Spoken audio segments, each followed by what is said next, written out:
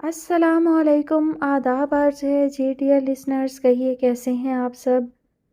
دعا ہے، امید ہے آپ سب بخیر و عافیت ہوں گے۔ الحمدللہ میں بھی بالکل خیریت سے ہوں۔ ناول کی نیکسٹ ایپیسوڈ لے کر حاضر ہوں۔ ناول کا نام ہے اے عشق تیرے ہیں کھیل عجب۔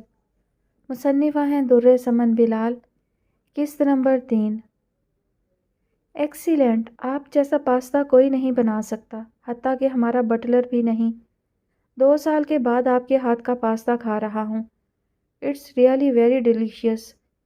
اقسم بڑی رغبت سے پاستا کھا رہا تھا اور تقریباً سارا باؤل خالی کر چکا تھا۔ اس کے سامنے بیٹھی مناب اس کی تعریف پر مسکرا دی۔ تمہیں اتنا اچھا پاستا کھلایا ہے، اب مجھے بھی اس کے بدلے میں کچھ چاہیے۔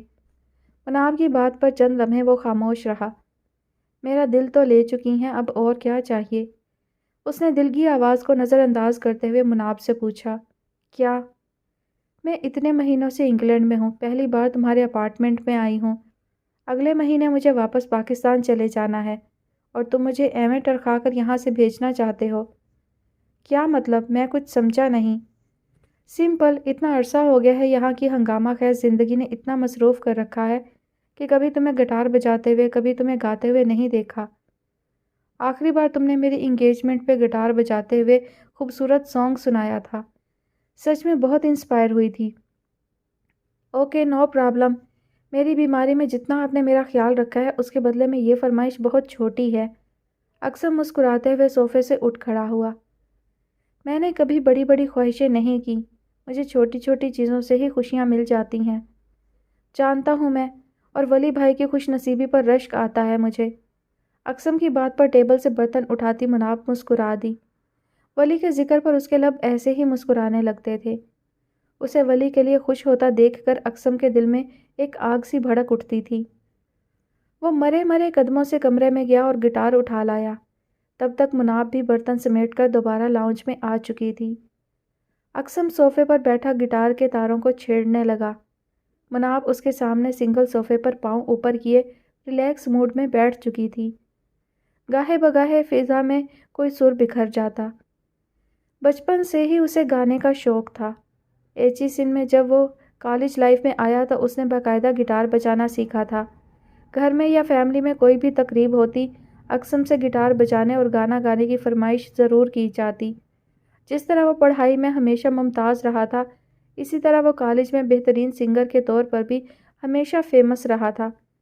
یہاں آکسفورڈ اسٹریٹ آ کر بھی وہ ایک میوزیکل ادارے سے وابستہ تھا اور باقاعدہ میوزک کلاسز لیا کرتا تھا۔ اقسم نے گلا کھنکھارا۔ آج کل ارجیت سنگھ کو سننا اچھا لگتا ہے مجھے۔ اس کا ایک سانگ سناتا ہوں، شاید آپ نے سنا ہو۔ اب وہ پراپر گٹار بجاتے ہوئے گانے لگا۔ جب جب تیرے پاس میں آیا ایک سکون ملا۔ اقسم کی رومانٹک آواز اور گٹار کے سروں نے مل کر ماحول میں سما باندھ دیا تھا۔ اقسم کی آنکھیں بند تھیں اور اس کی آنکھوں میں مناب کا چہرہ بسا ہوا تھا۔ مناب کے ساتھ گزرا ہوا ایک ایک لمحہ اقسم کی آنکھوں کے سامنے فلم کی طرح چل رہا تھا، جبکہ اس کے سامنے بیٹھی مناب کی آنکھیں کھلی تھیں، مگر اس کی آنکھوں میں ولی کی تصویر بسی ہوئی تھی۔ ولی کے ساتھ منگنی کے بعد گزرا وقت، گزرے لمحات اس کی آنکھوں کے پردوں پر ابھر رہے تھے۔ وہ دھیرے دھیرے جھوم رہی تھی اور اس کے دونوں ہاتھ تالی کے انداز میں بے آواز حرکت کر رہے تھے۔ جب اقسم نے گانا ختم کیا اور آنکھیں کھولیں تو مناب نے مسکراتے ہوئے اس کے لیے پرزور تالیاں بجائیں۔ واو، سپرب، مائنڈ بلوئنگ، بہت شاندار۔ مناب کی بے ساختہ تعریف پر اقسم مسکرا دیا۔ آپ کی تعریف سن کر مجھے ایسا لگ رہا ہے میں کسی سنگنگ کمپٹیشن میں پرفارم کر رہا تھا۔ مناب ہنسی۔ ویسے چھوٹو، تم میں لڑکیوں کو متاثر کرنے کی تمام خوبیاں موجود ہیں۔ اوہ ریئلی؟ مجھے نہیں پتا تھا۔ ویسے اس اطلاع کا شکریہ۔ اقسم نے گٹار ایک طرف رکھتے ہوئے شریر انداز میں جواب دیا۔ بڑے گھنے ہو تم، جیسے تمہیں تو پتہ ہی نہیں ہے۔ آج سے 2 سال پہلے لڑکیوں سے لے کر ماموں کے فیملی فرینڈز کی لڑکیوں تک تم کتنے پاپولر تھے۔ یاد ہے ان میں ہر دوسری لڑکی تم سے فرینڈ شپ کرنا چاہتی تھی۔ مناب نے اسے یاد دلایا تھا۔ وہ سب پرانی باتیں ہیں، اقسم مسکرایا۔ وہ شاید جان بوجھ کر انجان بن رہا تھا یا مناب جان بوجھ کر اسے کرید رہی تھی کہ آج کل اس کی زندگی میں کون تھی کہ جس نے اقسم جیسے شوخ و شنگ نوجوان کو سنجیدہ بنا دیا تھا۔ پرانی باتیں تو ہمیشہ یاد رہتی ہیں چھوٹو۔ کبھی کبھی ان کو بھول جانا ہی اچھا ہوتا ہے۔ کیا ہو گیا ہے تمہیں چھوٹو؟ کچھ نہیں ہوا مجھے، آپ کو خواہ وہم ہو گیا ہے۔ اب وہ صوفے سے اٹھ کھڑا ہوا۔ اللہ کرے یہ میرا وہم ہی ہو، مناب کا انداز جتانے والا تھا۔ اوکے، ویسے اب چھپانے تو تم مجھ سے بہت کچھ لگے ہو، یہ بھی بتا دو یہ پینے والا شوق کب ختم کر رہے ہو؟ مناب کے کڑے تیور دیکھ کر وہ آہستگی سے مسکرا دیا۔ اس کا انداز خالصتاً بیویوں جیسا تھا، یا شاید اسے ایسا محسوس ہوا تھا۔ چھوڑ دوں گا اگر آپ کہیں گی تو چھوڑ دو، میں کہہ رہی ہوں۔ اوکے، چھوڑ دوں گا۔ Excuse me. اقسم گٹار اٹھا کر اپنے کمرے کی طرف بڑھ گیا تھا۔ اسی اثنا میں ڈور بیل بجی۔ مناب نے دروازہ کھولا تو جنید کو سامنے کھڑا پایا۔ وہ مسکراتا ہوا اندر آ گیا۔ مناب نے بھی مسکراتے ہوئے خوش دلی سے اسے اندر آنے کے لیے راستہ دیا۔ الو، گھامر، سٹوپڈ، بزدل اور دیوانہ عاشق کہاں ہے بائی دا وے؟ جنید اس سے حال احوال پوچھ کر اب ادھر ادھر دیکھتا اور صوفے پر بیٹھتے ہوئے اس کے بارے میں پوچھ رہا تھا۔ سٹوپڈ، الو، بزدل، دیوانہ عاشق، میں کچھ سمجھی نہیں۔ مناب نے حیرت سے جنید کو دیکھا۔ دیکھیں، جو شخص کسی لڑکی کے عشق میں یک طرفہ طور پر مبتلا ہو کر اپنی عقل گنوا بیٹھے، اسے غالباً یہی نام دینے چاہیے، نہیں؟ جنید نے بے تکلفی سے ڈرائی فروٹ کھاتے ہوئے کہا جو سامنے ٹیبل پر رکھے تھے۔ اوہ، تو یہ بات ہے۔ مناب اب جنید کے سامنے صوفے پر بیٹھ چکی تھی۔ اقسم نے آپ کو بتایا نہیں؟ جنید حیران ہوا۔ نہیں، حالانکہ بچپن سے لے کر آج تک وہ اپنی چھوٹی سے چھوٹی بات بھی شیئر کیا کرتا تھا۔ بس یہی بات چھپا گیا جو اسے سب سے پہلے مجھے بتانی چاہیے تھی۔ مناب کے لہجے میں افسوس جھلک رہا تھا۔ اینی وے، آپ بیٹھے، میں آپ کے لیے کافی بناتی ہوں۔ مناب اٹھ کر کچن میں آ گئی اور کافی بنانے لگی، مگر اس کا ذہن جنید کی بات میں اٹکا ہوا تھا۔ دیوانہ عاشق، اس نے زیر لب دہرایا اور کیبنٹ سے کافی کا جار اور کریم کا ڈبہ نکالنے لگی۔ اقسم شیو کر کے لاؤنج میں آیا تو وہاں صوفے پر جنید کو بے تکلفی سے بیٹھے ہوئے پایا۔ اوئے، تو کب آیا؟ اقسم آگے بڑھا۔ تو سنا الو، کیسا ہے اب؟ ویسے تو یہ سوال کرنا ہی فضول ہے، وہ ایک ہی رات میں نظر آ گیا ہے مجھے۔ جناب کو ذرا ہوش کیا آیا، فوراً شیو بھی بنا لی۔ بھابھی کو متاثر کرنے کا اور کوئی طریقہ نہیں تھا تیرے پاس؟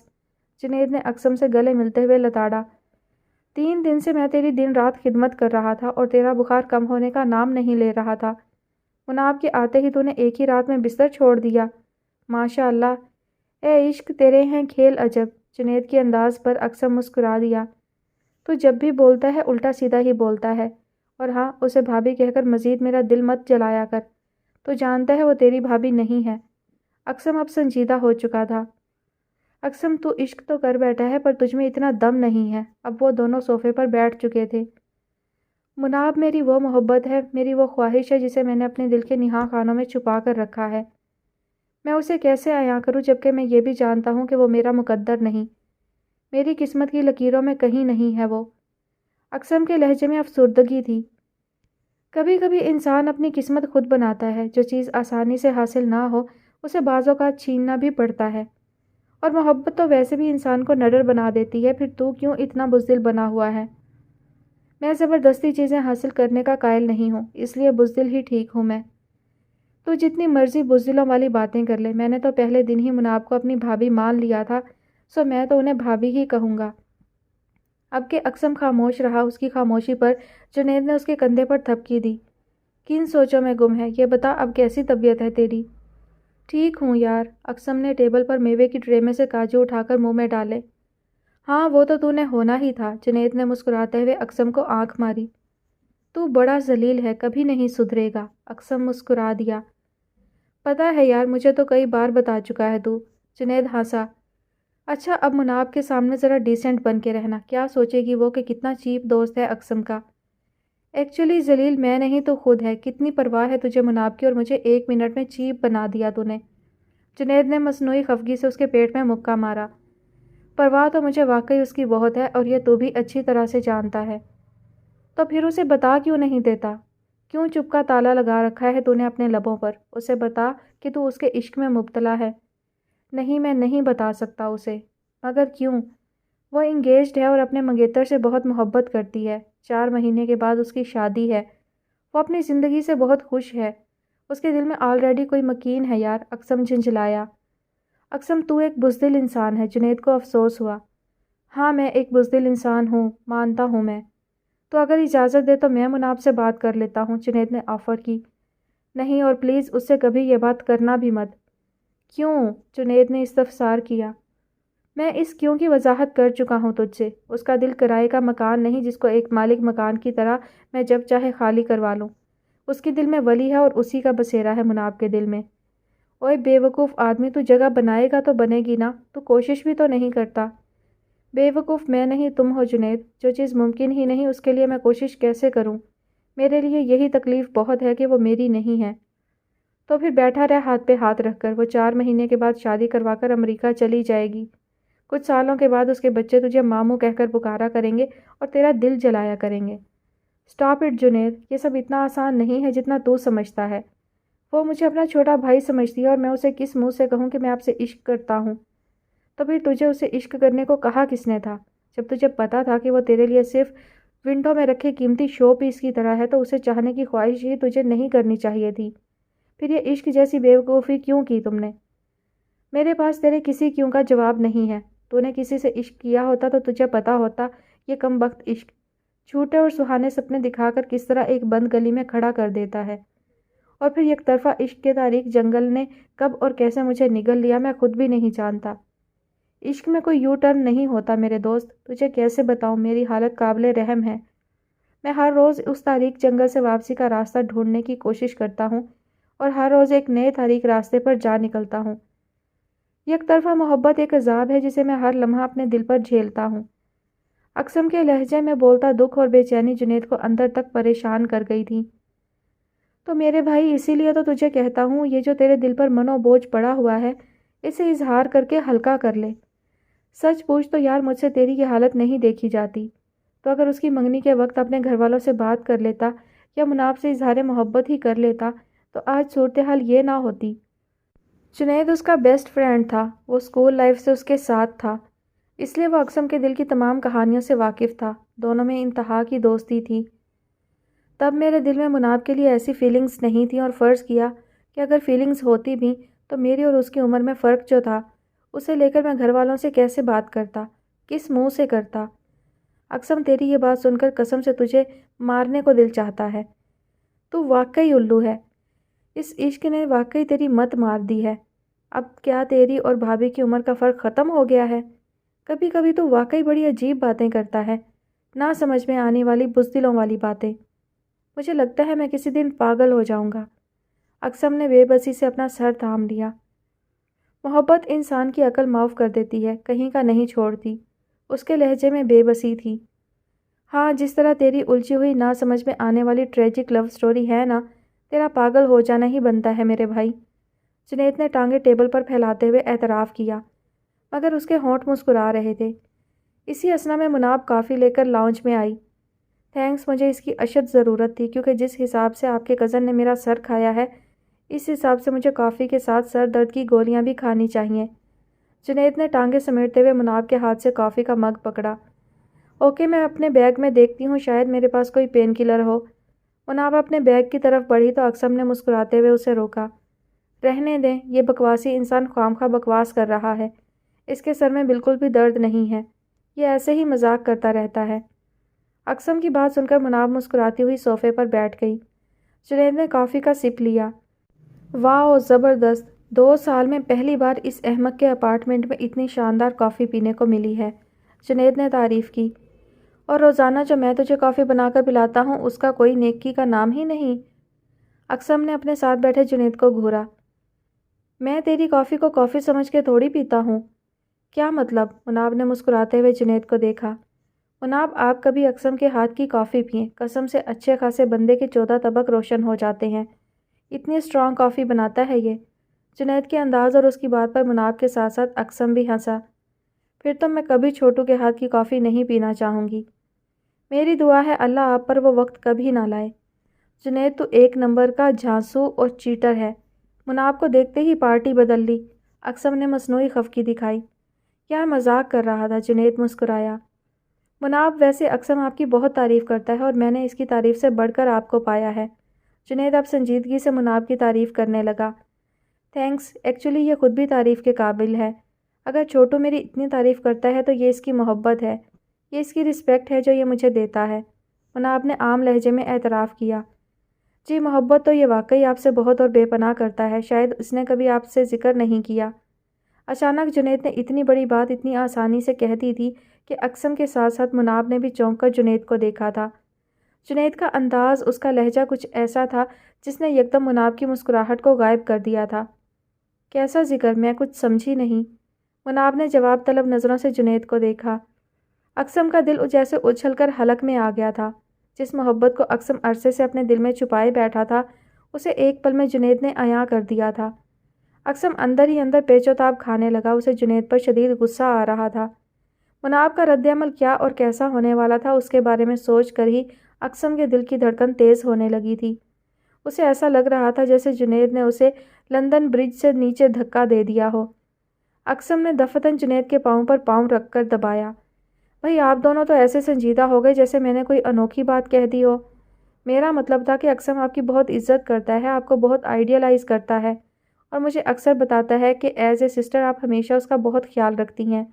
اب دیکھیے نا، اس کے بخار کا سن کر کیسے آپ دوڑی چلی آئیں، اور میرے دوست کی محبت دیکھیں، یہ آپ کی ایک ہی رات کی تیمارداری سے اٹھ کر بیٹھ گیا ہے۔ جنید نے ہنستے ہوئے بات بنائی۔ تھینکس گاڈ چھوٹو، اب ٹھیک ہے۔ دراصل یہ شروع سے ہی ہم سب کا لاڈلا رہا ہے۔ یہ ذرا سا بھی بیمار ہو جائے تو اپنے ساتھ ساتھ سب گھر والوں کو پریشان کر دیتا ہے۔ جی اقسم مجھے بتاتا رہتا ہے۔ جنید کافی کا مگ ٹیبل پر رکھ کر اٹھ کھڑا ہوا۔ اور ہاں، پریشان تو یہ واقعی کر دیتا ہے چند لمحوں میں۔ اینی وے، اتنی اچھی کافی پلانے کا ایک بار پھر شکریہ، اب مجھے اجازت دیں۔ جنید بیٹھیے نا، ڈنر کر کے جائیے گا، مناب نے اسے روکا۔ نو تھینکس، قسمت میں ہوا تو پھر کبھی صحیح، ویسے مجھے ایک ضروری کام سے جانا ہے۔ حقیقتاً آپ سے مل کر مجھے بہت خوشی ہوئی۔ آپ پلیز میری کسی بات کا برا مت منائیے گا، بقول اقسم مجھے اکثر بکواس کرنے اور چیپ قسم کے مذاق کرنے کا دورہ پڑتا رہتا ہے۔ جنید کی وضاحت پر اقسم نے زبردستی مسکرانے کی کوشش کی تھی، جبکہ مناب کھل کے مسکرائی۔ اٹس اوکے، آپ ایک دلچسپ نوجوان ہیں اور مجھے بھی آپ سے مل کر بہت اچھا لگا، مناب نے خوش دلی سے جواب دیا۔ پھر چند لمحوں کے بعد جنید چلا گیا تھا۔ اس کے جاتے ہی اقسم نے سکھ کا سانس لیا۔ سارا جب گھر میں داخل ہوئی تو سیما بیگم کچن میں بینگن کا بھرتا بنا رہی تھیں۔ شاکر حسین صحن میں لگے درخت تلے چارپائی بچھا کر لیٹے ہوئے تھے۔ بجلی گئی ہوئی تھی۔ صحن میں رکھے پنجرے میں سارا کے آسٹریلین طوطوں نے شور مچا رکھا تھا۔ کیسی طبیعت ہے ابا؟ وہ سلام کر کے ان کے پاس ہی چارپائی پر بیٹھ کر باتیں کرنے لگی۔ طبیعت کا کیا پوچھتی ہو بیٹا، نامراد شوگر اور بلڈ پریشر کا رونا کیا؟ اب تو گلو کی حرکتیں شاید مجھے زیادہ عرصہ جینے نہیں دیں گی۔ ابا ایسے تو مت کہیں، سارا کو دکھ ہوا۔ میں آج تمہاری پھپھو کی طرف جا رہا تھا کہ راستے میں شیدے نے مجھے روک لیا اور بتانے لگا کہ گلو اسے 20,000 کی رقم جوئے میں ہار کر نہ جانے کہاں فرار ہو گیا ہے۔ 2 دن سے تو وہ گھر بھی نہیں آیا، اس کا فون بھی بند ہے۔ شیدہ مجھ سے پیسوں کا مطالبہ کر رہا تھا۔ اب بتاؤ میں بدبخت کیا کروں، کہاں سے لاؤں اتنی بڑی رقم؟ ایسی اولاد سے تو بے اولاد ہونا ہی بہتر ہے۔ اب ان کی آنکھوں میں آنسو اور آواز میں تڑپ تھی۔ اف خدایا، اب اس کی کسر باقی تھی۔ سارا کا دل جیسے کسی نے مٹھی میں لے لیا۔ سارا آ گئی تو؟ سیما بیگم کچن سے نکل کر واش بیسن پہ ہاتھ دھونے لگی۔ جی اماں، اس نے مری ہوئی آواز میں جواب دیا۔ چل جلدی سے کپڑی بدل لے، میں نے آٹا گوندھ دیا ہے، توے پر روٹیاں ڈال لے، زویا بھی آنے والی ہوگی۔ سیما بیگم دوپٹے کے پلو سے ہاتھ صاف کرتی درخت کے نیچے بچھی چارپائی کی طرف بڑھی۔ جی اماں، بنا دیتی ہوں، مگر آپ نے گلو کے کرتوت سنے؟ ابا کیا کہہ رہے ہیں؟ سن لیے ہیں اس خبیث کے کرتوت بھی۔ اب تازی خبر بھی سن لو، تمہارا نکما بہنوئی خالد زارا کو چوتھے بچے کی ولادت کے لیے یہاں بھیج رہا ہے۔ میں بھلا کہاں سے اس کی 3 بچیوں کا پیٹ پالوں گی اور پھر اس کے چوتھے بچے کی ولادت کے لیے کہاں سے اتنی رقم لاؤں؟ آج دودھ والے نے دودھ دینے سے انکار کر دیا تھا، کہنے لگا جب تک پچھلے مہینے کا بل ادا نہیں ہو جاتا وہ مزید دودھ نہیں دے گا۔ سیما بیگم نان سٹاپ تفصیل بتا رہی تھیں۔ اور مالک مکان تو پہلے سے ہی ہم پہ تپا بیٹھا ہے، 2-4 دن کرایہ لیٹ ہو جائے تو کیسی کیسی باتیں سناتا ہے۔ مجھے تو کچھ سمجھ میں نہیں آ رہا، یہ تمام مسائل کیسے حل ہوں گے؟ شاکر حسین بھی ازحد پریشان تھے۔ سارا کو اپنا سر گھومتا ہوا محسوس ہوا۔ اف خدایا، ہم پہ تو جب بھی پریشانیاں آتی ہیں اکٹھے ہی آتی ہیں۔ میں نے تو خالد جیسا بے غیرت شخص اس دنیا میں نہیں دیکھا۔ انہیں ہمارے حالات کا اچھی طرح سے پتہ ہے، پھر بھی وہ زارا بچوں کو ہماری طرف بھیج رہے ہیں۔ اماں، آپ نے زارا بچوں سے خود بات کرنی تھی کہ وہ خالد کو سمجھائیں اور یہ کہ وہ یہاں نہ آئیں۔ سارا روحانسی ہوئی۔ وہ نکما کہاں اس کی بات سنتا ہے، اس نے تو زارا کو دھمکی دے رکھی ہے کہ اس بار اگر چوتھی بیٹی ہوئی تو وہ زارا کو طلاق دے دے گا۔ اماں کی اطلاع پہ سارا کے ساتھ ساتھ شاکر حسین کا بھی پارا ہائی ہو گیا تھا۔ کتنا جاہل شخص ہے یہ سارا، کہ بس میں تھوڑی ہے۔ نوازنے والی تو اللہ کی ذات ہے، وہ جسے چاہے بیٹیوں سے نوازے اور جسے چاہے بیٹے عطا کرے، بلکہ بیٹیاں تو والدین کی زیادہ ہمدرد ہوتی ہیں۔ بس ابا یہ باتیں وہ جاہل شخص کیسے سمجھ سکتا ہے؟ سارا کی ساکت نظر اپنے آسٹریلین طوطوں کے پنجرے پر جمی ہوئی تھی۔ اس کے لہجے میں افسردگی ہی افسردگی تھی۔ نہ جانے ان کے گھر کے حالات کب بدلنے تھے، بدلنے بھی تھے کہ نہیں۔ فی الحال اسے اس اندھے کنویں سے نکلنے کا واحد راستہ صرف ازجد کی صورت میں ہی نظر آ رہا تھا، جس سے شادی کر کے وہ ان پریشانیوں اور مصیبتوں سے چھٹکارا پا سکتی تھی۔ دکھ حد سے بڑھ جائے تو انسان پتھر ہو جاتا ہے، احساسات ختم ہو جاتے ہیں، انسان خود بخود خود غرضی پر اتر آتا ہے۔ شاید سارا بھی خود غرضی کے راستے پہ پاؤں دھرنے والی تھی۔ سارون اپنے بیڈ روم میں تکیے کے سہارے بیڈ گراؤنڈ سے ٹیک لگائے گود میں لیپ ٹاپ رکھے بڑے انہماک سے مصروف تھا۔ چین سے آج کل ایک ڈیلیگیشن آیا ہوا تھا۔ اگلی صبح زارون کی ان سے میٹنگ طے تھی، اسی کی تیاری میں وہ بزی تھا جب دہاڑ سے دروازہ کھلا تھا اور انایا بگڑے تیوروں کے ساتھ اس کے کمرے میں داخل ہوئی تھی۔ وہ سیاہ ٹراؤزر شرٹ میں ملبوس، بالوں کو پونی بنائے بڑے غصے میں دکھائی دی۔ یقیناً وہ جم سے آئی تھی اور چینج کیے بغیر ہی اس کے کمرے میں آ گئی تھی۔ صحیح نصیب، آج تو میرے کمرے کی قسمت جاگ اٹھی ہے۔ سارون نے کی بورڈ پہ انگلیاں چلاتے ہوئے انایا کو مسکرا کر دیکھا۔ بڑی مما بتا رہی ہیں کہ تم 1 مہینے کے لیے ملائیشیا جا رہے ہو۔ ہاں جا تو رہا ہوں، سارون نے مسکراہٹ چھپائی۔ اور تم نے مجھے بتایا تک نہیں؟ انایا دونوں ہاتھ کمر پہ رکھے غصے اور بے یقینی سے بولی۔ یار پلیز مجھ پہ اس انداز میں غصہ مت کیا کرو، مجھے فیانسی کے بجائے اپنی بیوی لگنے لگتی ہو۔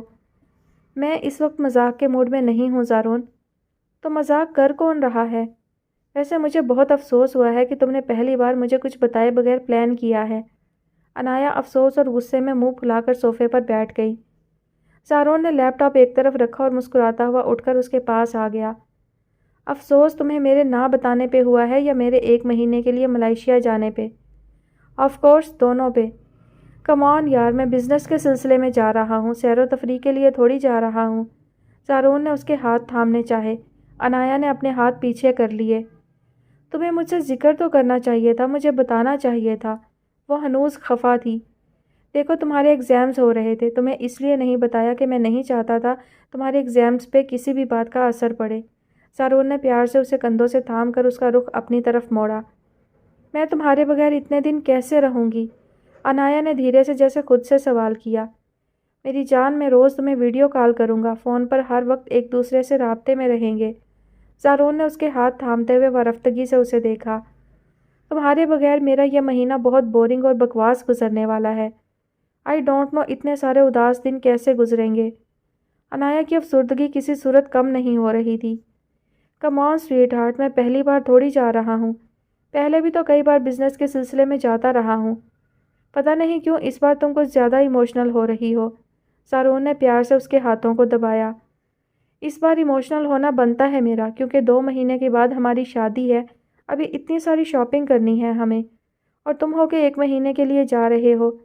انایا کی سوئی 1 مہینے پر ہی اٹکی ہوئی تھی۔ میں تمہیں بتاتا ہوں، تم 1 مہینے میں صرف اور صرف اپنا خیال رکھنا، ریگولر جم جانا، سیلون جانا اور شادی کے لیے کچھ نئے آئیڈیاز سوچنا۔ میں وہاں سے تمہارے لیے بہت سی شاپنگ کروں گا اور اس طرح 1 مہینہ گزر جائے گا۔ سارون نے مسکراتے ہوئے اسے بچوں کے انداز میں بہلایا۔ سارون، میں خود کو جتنا مرضی مصروف کر لوں، جب تم میرے پاس نہیں ہوتے تو میرا دل کسی کام میں بھی نہیں لگتا۔ انایا نروٹھے انداز میں اس کی شرٹ کے کھلے بٹن بند کرتے ہوئے بولی۔ اتنی محبت کرتی ہو مجھ سے؟ سارون نے وارفتگی سے اس کی آنکھوں میں دیکھا۔ ہاں، جیسے تمہیں تو پتہ ہی نہیں کہ میں تم سے کتنی محبت کرتی ہوں۔ انایا نے مصنوعی خفگی سے اسے گھورا۔ جانتا ہوں، مگر تمہارے منہ سے سننا اچھا لگتا ہے مجھے۔ سارون نے اس کے گرد بازو کا حصار بناتے ہوئے اسے خود سے قریب کیا۔ Really Zaroon, I love you so much. تم میری زندگی میں آنے والے پہلے اور آخری مرد ہو جسے میں اس دنیا میں سب سے زیادہ چاہتی ہوں۔ انایا نے صدقے دل سے اعتراف کیا، جسے سن کر زارون چودھری کا دل اندر تک سرشار ہو گیا تھا۔ مناب کو اقسم کے اپارٹمنٹ میں آئے 2 روز گزر چکے تھے۔ چھوٹو اب تم بالکل ٹھیک ہو، میں نے گرین چکن بنا کر فریج میں رکھ دیا ہے، تم کھا لینا۔ آئی تھنک مجھے اب واپس چلنا چاہیے، مناب اپنی چیزیں بیگ میں رکھتے ہوئے بولی۔ اکثم جو صوفے پر بیٹھا ٹی وی دیکھ رہا تھا چونک کر مناب کو دیکھنے لگا۔ آپ کو اتنی جلدی کیا ہے؟ شام تو ویسے بھی ہو چکی ہے، آپ رات یہیں رک جائیں، آپ کو آکسفورڈ اسٹریٹ دکھاتا ہوں، کل صبح میں خود آپ کو لندن چھوڑ آؤں گا۔ مناب اکثم کی بات پہ کچھ سوچتی ہوئی صوفے پر بیٹھ گئی۔ کلاس تو میری دن میں ہی ہوتی ہے اور شام کو میں 4 گھنٹے ایک اسٹور میں جاب کرتی ہوں۔ فاریہ نے کیتھی کو میرے یہاں آنے کا بتا تو دیا ہوگا، مگر مجھے کیتھی کو بتائے بغیر ایک اور چھٹی نہیں کرنی چاہیے۔ آپ کو جاب کرنے کی ضرورت ہی کیا ہے؟ خواہ آپ نے جاب والی مصیبت گلے ڈال رکھی ہے۔ اکثم برہم ہوا۔ بھیا بھی یہی کہتے ہیں، مگر چھوٹو شام کو میں بالکل فری ہوتی تھی، فاریہ کے جانے کے بعد اکیلی فلیٹ میں بور ہوتی تھی، پھر 4 گھنٹے کی جاب میری بوریت اور فلیٹ کا کرایہ نکالنے کے لیے کافی سود مند ثابت ہوئی۔ چلیں، ایک دن کی چھٹی سے کوئی فرق نہیں پڑنے والا، صبح میں خود آپ کو چھوڑ آؤں گا۔ اوکے، میں فاریہ کو بتا دیتی ہوں کہ میں صبح آؤں گی۔ مناب نے فاریہ کو موبائل پر میسج سینڈ کر دیا۔ آپ تیار ہو جائیں، پھر باہر چلتے ہیں۔ اوکے، مناب اپنا ہینڈ کیری اکثم کے کمرے میں لے گئی اور پھر ٹھیک 10 منٹ کے بعد وہ اسی جینس پر لانگ کوٹ پہنے اور لانگ شوز پہنے اکثم کے سامنے کھڑی تھی۔ بلیک لانگ کوٹ پہ گلے میں بربری کا مفلر ڈالے، کھلے بالوں پہ مفلر کی جیسی ہی بربری کی گرم ٹوپی پہنے وہ کسی انگلش مووی کی ہیروئن لگ رہی تھی۔ اکثم نے اسے بمشکل نظریں ہٹائیں۔ ویسے آپ اس دنیا کی پہلی لڑکی ہوں گی جو تیار ہونے میں صرف 10 منٹ لگاتی ہے۔ اکثم کی بات پہ وہ مسکرائی۔ لڑکیاں زیادہ تر میک اپ میں بہت ٹائم ویسٹ کرتی ہیں، لیکن مجھے میک اپ کا شوق نہیں ہے، شاید اسی لیے جلدی تیار ہو جاتی ہوں۔ نو ڈاؤٹ آپ عام لڑکیوں سے بہت مختلف ہیں۔ ولی بھی یہی کہتا ہے مجھ سے۔ ولی کا ذکر کرتے ہوئے مناب کے چہرے پر ایک خوبصورت سی مسکراہٹ کھل اٹھتی تھی، جسے دیکھ کر اکثم کا اس کے لیے دھڑکتا ہوا دل بجھنے لگتا تھا۔ چلیں، اکثم نے گاڑی کی چابی اور چھتری اٹھائی، شاید وہ مناب کے ساتھ تھوڑا سا وقت گزار کر اس وقت کو اپنی یادوں میں محفوظ کرنا چاہتا تھا۔ مناب اس کے پیچھے چلتی ہوئی پارکنگ میں پہنچی تو اکثم کی ریڈ کلر کی سپورٹس کار وہاں موجود تھی۔ مناب یہ تو جانتی تھی کہ اکثم کو سپورٹس کارز بہت پسند تھی، مگر وہ یہ نہیں جانتی تھی کہ وہ کچھ سالوں سے ہمیشہ ریڈ کلر میں ہی گاڑی کیوں خریدتا تھا۔ یہ صرف اکثم جانتا تھا کہ مناب کا فیورٹ کلر ریڈ تھا۔ چھوٹو، تمہارے شوق شروع سے ہی خاصے ایکسپینسو رہے ہیں، مناب نے اس کے ساتھ فرنٹ سیٹ پر بیٹھتے ہوئے اظہار کیا۔ مجھے ڈفرینٹ، اسپیشل اور ایکسپینسو چیزیں رکھنے کا کریز ہے۔ اکثم گاڑی پارکنگ سے نکال کر روڈ پر لے آیا تھا۔ موسم بہت سرد ہو رہا تھا، آسمان پر سیاہ بادل چھائے ہوئے تھے، فضا میں بھی خاصی خنکی تھی۔ ایک بات پوچھوں آپ سے؟ Of course Chhotu. آپ کو ولی بھائی میں سب سے خاص بات کیا لگتی ہے؟ پتہ نہیں جو شخص اسے پسند نہیں تھا وہ اپنی پسندیدہ ترین ہستی سے اسی شخص کے بارے میں یہ سوال کیوں کر بیٹھا تھا؟ ولی ایک بہت اچھا انسان ہے، بہت براڈ مائنڈڈ، بہت لونگ اینڈ کیئرنگ شخص ہے، مجھے دل و جان سے چاہتا ہے اور مجھ سے وابستہ ہر رشتے کا بہت احترام کرتا ہے، وہ ایک کمپلیٹ پیکیج ہے۔ مناب کے منہ سے فر فر ولی کی تعریفیں سن کر اکثم کا دل بہت برا ہوا تھا، مگر اس نے اپنے موڈ کو برا نہیں ہونے دیا۔ اکثم نے ایک لمحے کے لیے گردن موڑ کر اپنے ساتھ بیٹھی اس خاص لڑکی کو دیکھا جسے اس نے دل کی گہرائیوں سے دل ہی دل میں چاہا تھا، مگر وہ اس کی نہیں تھی اور شاید وہ اس کے لیے بنائی ہی نہیں گئی تھی۔ اکثم کے دل سے ایک ہوک سی اٹھی تھی، مگر ہمیشہ کی طرح اس نے اپنے سلگتے دل میں اٹھنے والی ٹیسوں کو بڑی خوبصورتی سے اپنے دل میں ہی چھپا لیا تھا۔ اس شام اکثم نے اسے گویا آکسفورڈ اسٹریٹ کی تمام مارکیٹ دکھانے کا تہیہ کر رکھا تھا۔ وہ مناب کو تمام میگا سٹورز پر لے کر گیا تھا، جہاں ان دونوں نے کہیں ونڈو شاپنگ کی تھی اور کہیں دونوں نے مل کر پاکستان میں موجود فیملی ممبران کے لیے بہت ساری شاپنگ بھی کی تھی۔ لائیں، یہ بیگز مجھے دے دیں، آپ تھک جائیں گی۔ اکثم نے مناب کے ہاتھوں سے شاپنگ بیگز لینے چاہے۔ رہنے دو چھوٹو، تمہارے ہاتھوں میں بھی تو بیگز ہیں، اتنے سارے کیسے اٹھاؤ گے؟ میں تو اٹھا ہی لوں گا، مگر آپ انہیں پکڑ کر زیادہ دیر نہیں چل سکیں گی۔ اب ایسی بھی کوئی بات نہیں ہے۔ ایسی ہی بات ہے، کیونکہ جتنا آپ کا وزن ہے اس حساب سے آپ کو صرف 2 بیگز ہی پکڑنے چاہیے۔ اکثم نے مسکراتے ہوئے اس کے ہاتھ سے شاپرز لے لیے۔ وہ بہت دبلی پتلی سی تھی اور اکثم اسے واچ کر چکا تھا، اس سے اتنے ڈھیر سارے بیگز پکڑ کر چلنا دشوار ہو رہا تھا۔ Thanks, it's okay. اکثم نے سارے بیگز خود پکڑ لیے تھے۔ ان دونوں کو دیکھ کر قریب سے گزرتی ایک انگریز لڑکی نے اپنے بوائے فرینڈ سے مخاطب ہو کر ان کی طرف اشارہ کیا۔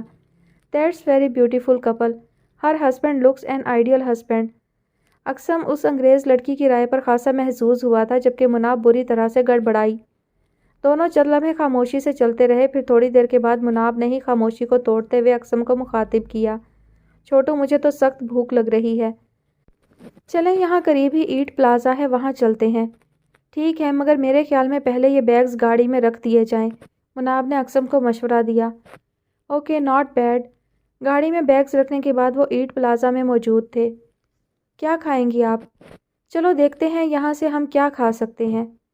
ویسے آپ کا فیورٹ پیزا تو یہاں ہوگا، لیکن ہم کہاں کھا سکتے ہیں؟ یہ مزے تو اپنے پاکستان میں ہی ہے یا کسی اور مسلم ملک میں۔ ارے واؤ چھوٹو، میں تو سمجھتی تھی یہاں گوریوں کے دیس میں آ کر تم ہم سب کو بھول جاؤ گے، مگر تمہیں تو سب کچھ یاد ہے، میرا فیورٹ پیزا بھی۔ آپ بچپن سے میری بیسٹ فرینڈ رہی ہیں اور دوستوں کی پسند مجھے ہمیشہ یاد رہتی ہے۔ ہاں، میں بچپن میں تمہاری بیسٹ فرینڈ ہوا کرتی تھی، مگر اب نہیں ہوں، مناب نے کوہنی ٹیبل پر ٹکا کر چہرے کے نیچے ہاتھ رکھ کر سنجیدگی سے کہا۔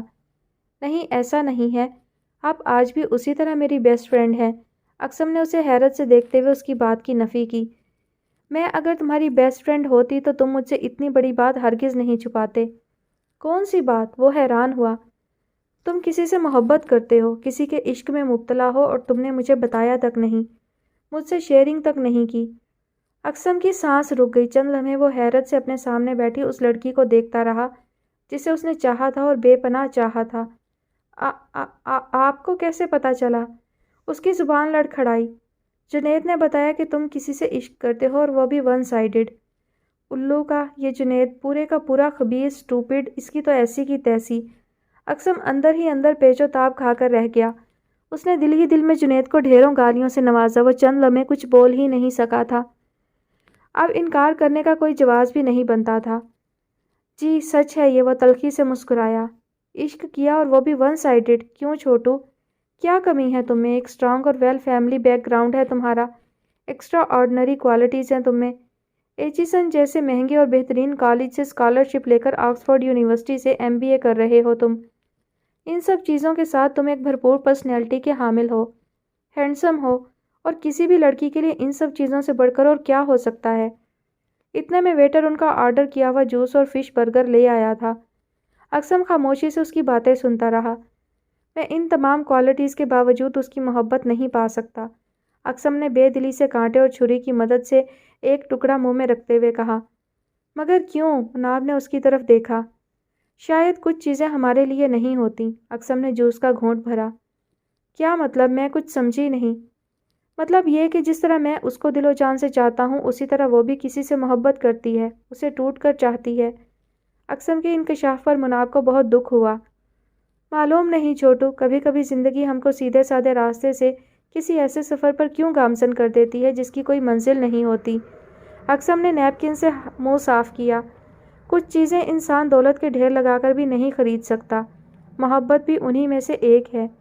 یہ نصیب والوں کو ملتی ہے، یہ مفت میں عطا کی جاتی ہے، مگر انمول ہوتی ہے، ہر کسی کے مقدر میں نہیں لکھی جاتی۔ اقسم کے لہجے میں بے پناہ کرب تھا۔ مناب ایک طویل سانس لے کر رہ گئی۔ میں بھیا کو دیکھ کر ہمیشہ پریشان ہوا کرتی تھی، محبت نے ان کے ساتھ بھی بڑا ظلم کیا، اور اب تمہیں دیکھ کر میرا دل اور بھی پریشان ہو گیا ہے۔ مناب کے انداز میں افسردگی تھی۔ اقسم نے ویٹر کو بل ادا کیا اور وہ دونوں باہر نکل آئے۔ آپ میرے لیے پریشان مت ہوں، یہ سب قسمت کے کھیل ہیں، کچھ لوگوں کو بن مانگے ہی سب کچھ مل جاتا ہے، اور کچھ لوگ سب کچھ لٹا کر بھی خالی ہاتھ رہ جاتے ہیں۔ اب وہ دونوں باہر نکل کر پیدل چلتے ہوئے پارکنگ کی طرف جا رہے تھے۔ سردی بہت بڑھ گئی تھی۔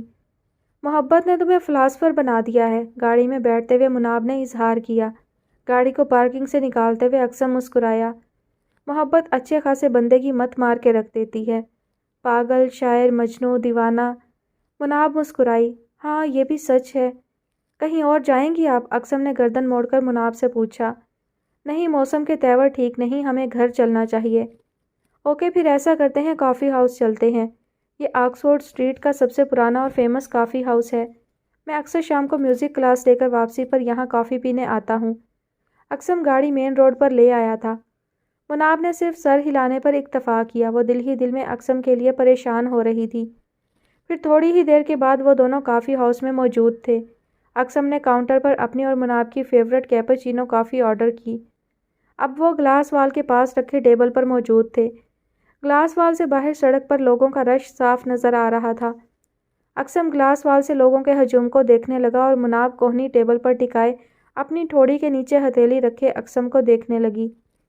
چھوٹو، یہاں زندگی کتنی فاسٹ ہے، کتنی ہنگامہ خیز ہے، بھاگتی دوڑتی ہوئی زندگی، نہ سمجھ میں آنے والی زندگی، چند لمحے بھی ایک دوسرے کے لیے نکالنا کتنا مشکل ہے یہاں۔ ہاں یہ تو ہے، اقسم نے تائید کی۔ ہمارے ملک میں بے شمار مسائل سہی، مگر زندگی گزارنے کا مزہ تو اپنوں کے ساتھ اپنے ملک میں ہی ہے۔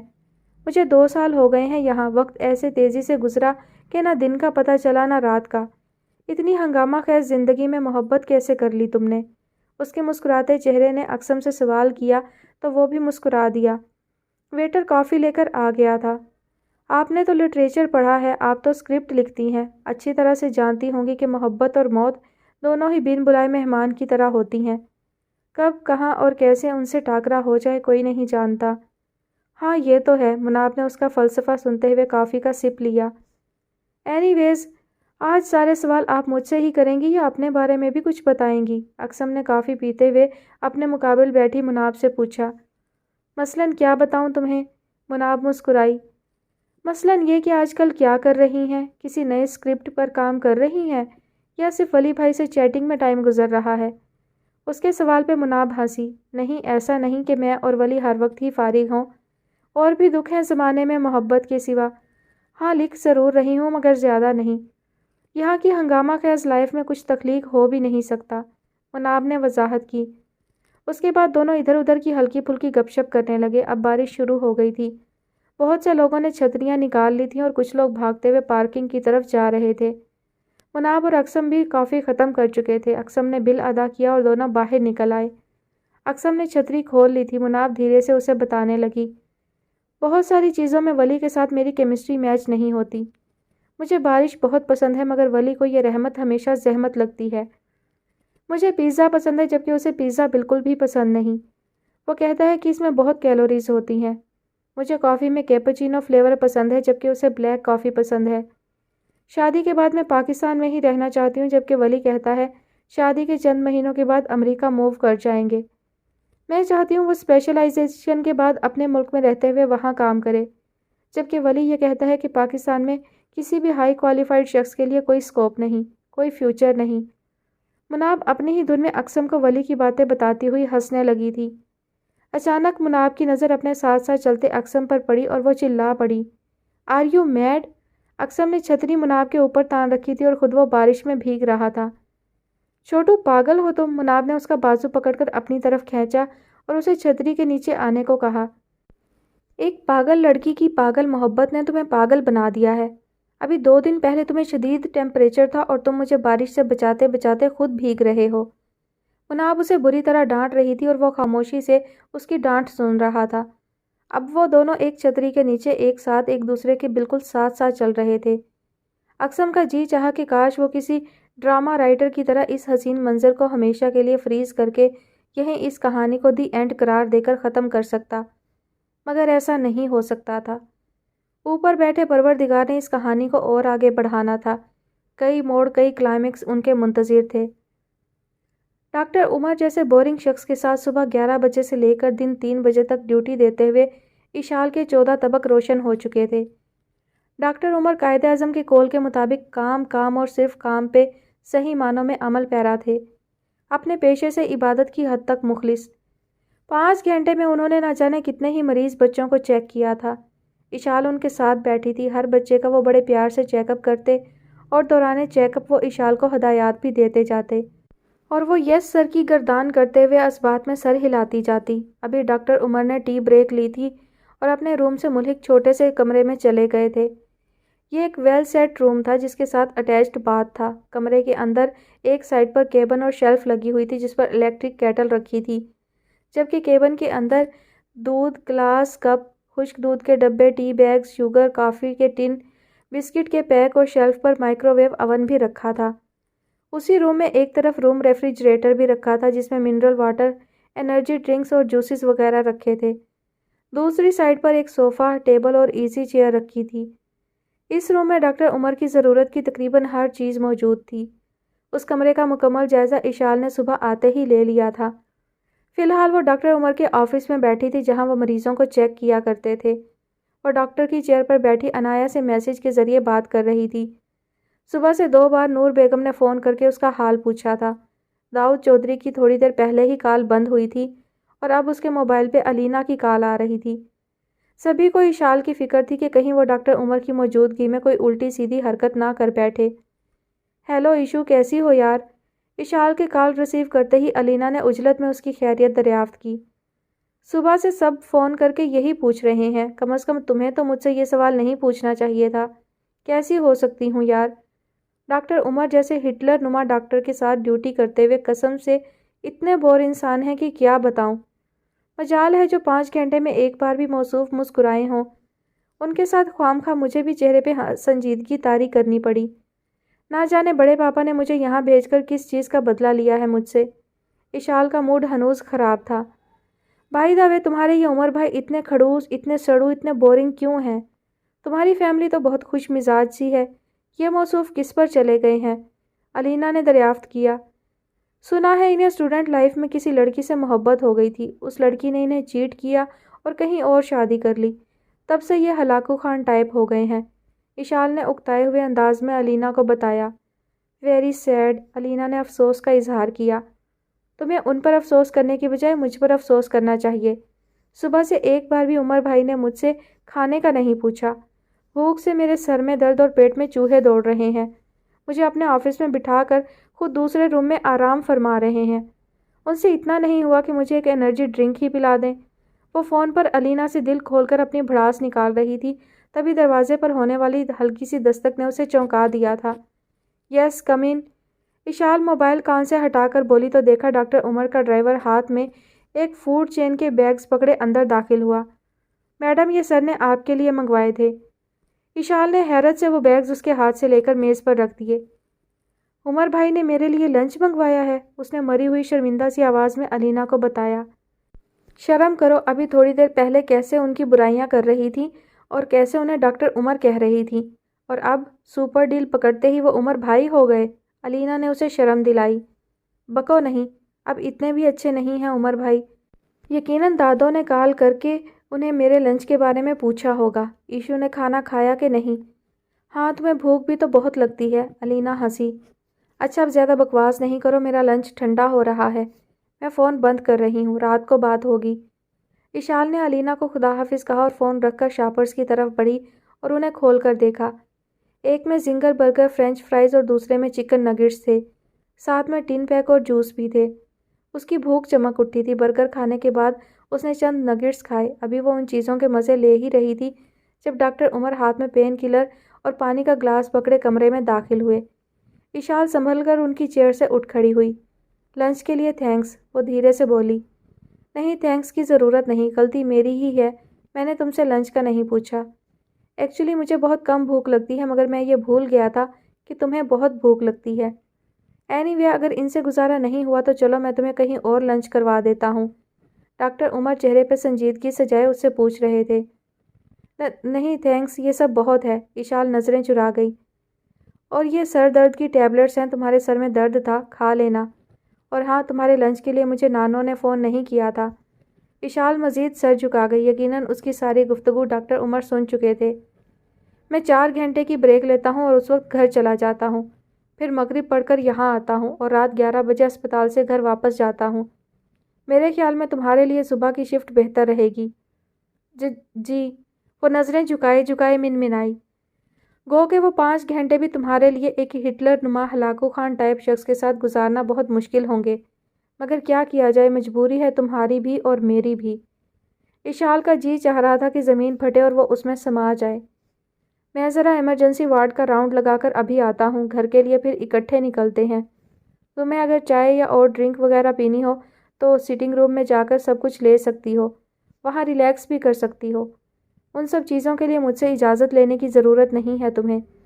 ڈاکٹر عمر اس پہ اچٹتی سی نظر ڈال کر کمرے سے نکل گئے تھے اور وہ کتنی ہی دیر شاکڈ سی وہاں کھڑی رہ گئی تھی۔ ایک عجب سی شرمندگی تھی جو اشال کو سر اٹھانے نہیں دے رہی تھی۔ وہ علینا سے اپنی ہی دھن میں ان کے بارے میں نہ جانے کیا کیا بکواس کرتی رہی تھی، جو کمرے سے ملحق سیٹنگ روم میں اس کی باتیں سنتے رہے تھے۔ ڈاکٹر عمر ایمرجنسی وارڈ کا راؤنڈ لگا کر واپس آ گئے تھے۔ پھر وہ دونوں ہسپتال سے اکٹھے ہی گھر کے لیے نکلے۔ وہ گاڑی کی پچھلی سیٹ پہ ڈاکٹر عمر سے فاصلے پر بیٹھی تمام راستے کھڑکی سے باہر دیکھتی رہی۔ باوردی ڈرائیور بڑی مہارت سے گاڑی چلا رہا تھا۔ گاڑی ڈیفنس ایریا میں داخل ہو چکی تھی۔ نور منزل ڈاکٹر عمر کے راستے میں پڑتی تھی، لہٰذا گاڑی اب وسیع و عریض اور عالیشان بنگلے کے سامنے رک گئی تھی۔ سوری عمر بھائی۔ کس بات کے لیے؟ وہ جان بوجھ کر انجان بنے۔ میں نے علینا سے فون پہ آپ کے بارے میں غلط باتیں کہیں۔ اشال شرمندگی سے سر جھکائے معذرت کرنے لگی۔ دل سے نکلنے والی باتیں کبھی غلط نہیں ہوتی۔ خیر، میں نے برا نہیں منایا، اب تم جاؤ۔ نانو تمہارا انتظار کر رہی ہوں گی۔ آفٹر آل ان کی لاڈلی پوتی ہو تم۔ ڈاکٹر عمر دھیرے سے مسکرا دیے۔ اشال ریلیکس ہو کر گاڑی سے نکلی اور گیٹ کی طرف بڑھ گئی، جہاں ایک چاق و چوبند گن مین ایستادہ تھا۔